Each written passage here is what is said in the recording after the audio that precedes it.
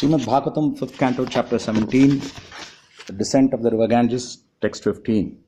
Ilavrite tu Bhagavan bhava eka eva puman nahi anyas tatra paro nirvishati bhavanyaha shapanimettagno yat pravekshataha stri bhavastat paschat vakshyami.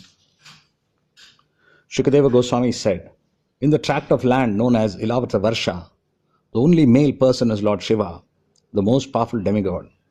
Goddess Durga, the wife of Lord Shiva, does not like any man to enter that land. If any foolish man dares to do so, she immediately turns him into a woman. I shall explain this later in the 9th canto of Srimad Bhagavatam. Text 16. In Ilavrita Varsha, Lord Shiva is always encircled by 10 billion maidservants of Goddess Durga who minister to him. The quadruple expansion of the Supreme Lord is composed of Vasudeva, Pradyumna, Aniruddha and Sankarshana. Sankarshana, the fourth expansion, is certainly transcendental, but because his activities of destruction in the material world are in the mode of ignorance, he is known as Tamasi, the Lord's form in the mode of ignorance. Lord Shiva knows that Sankarshana is the original cause of his own existence, and thus he always meditates upon him in trance by chanting the following mantra. Purport. Sometimes we see a picture of Lord Shiva engaged in meditation. This verse explains that Lord Shiva is always meditating upon Lord Sankarshana in trance. Lord Shiva is in charge of the destruction of the material world. Lord Brahma creates the material world, Lord Vishnu maintains it, and Lord Shiva destroys it. Because destruction is in the mode of ignorance, Lord Shiva and his worshipable deity Sankarshana are technically called Tamasi. Lord Shiva is the incarnation of Tamoguna.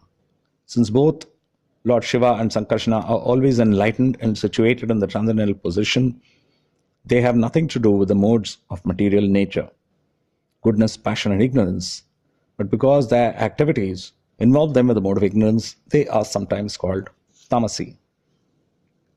Text 17. The most powerful Lord Shiva says, O Supreme Personality of Godhead, I offer my respectful obeisances unto you in your expansion as Lord Sankarshana. You are the reservoir of all transcendental qualities. Although you are unlimited, you remain unmanifest to the non-devotees. Text 18. O my Lord, you are the only worshipable person, for you are the Supreme Personality of Godhead, the reservoir of all opulences. Your secure lotus feet are the only source of protection for all your devotees, whom you satisfy by manifesting yourself in various forms. O my Lord, you deliver your devotees from the clutches of material existence. Non-devotees, however, remain entangled in material existence. By your will, kindly accept me as your eternal servant. Text 19. We cannot control the force of our anger. Therefore, when we look at material things, we cannot avoid feeling attraction or repulsion for them. But the Supreme Lord is never affected in this way. Although he glances over the material world for the purpose of creating, maintaining, and destroying it, he is not affected even to the slightest degree. Therefore, one who desires to conquer the force of the senses must take shelter of the lotus feet of the Lord. Then he will be victorious. Purport. The Supreme Personality of Godhead is always equipped with inconceivable potencies. Although creation takes place by his glancing over the material energy, he is not affected by the modes of material nature.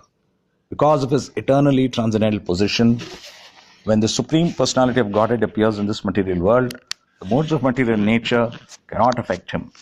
Therefore, the Supreme Lord is called Transcendence, and anyone who wants to be secure from the influence of the modes of material nature must take shelter of him.